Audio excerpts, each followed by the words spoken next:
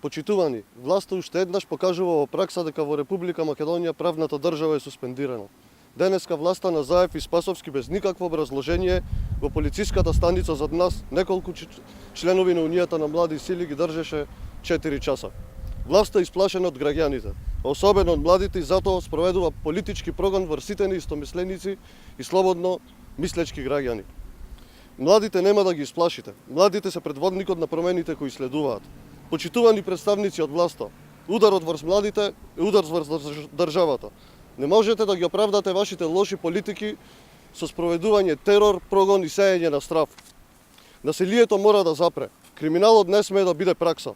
Откако сте на власт, имаме 9 неразјаснети убиства, запалени автомобили, секојдневни грабежи и безредие. Власта не остварува својата основна задача – чувар на редот и мирот. Тргнете ги рацете од младите. За целото незаконие кој го спроведувате, ќе одговарате кога ќе се врати правната држава и демократијата во Република Македонија, со доаѓањето на ВМРО ДПМН на власт. Ви благодарам за внимание.